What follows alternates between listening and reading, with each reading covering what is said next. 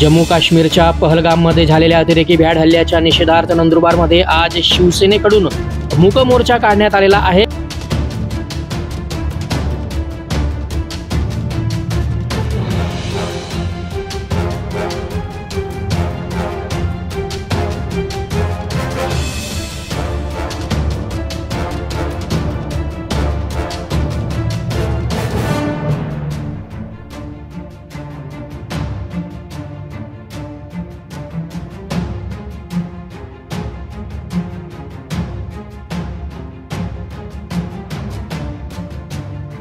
शिवसेना नंदुरबार जिल्हा प्रमुख ॲडव्होकेट राम रघुवंशी यांच्या नेतृत्वाखाली निघालेल्या मोर्चात हजारो शिवसैनिकांसह नागरिक देखील मोठ्या संख्येने सहभागी झालेले होते।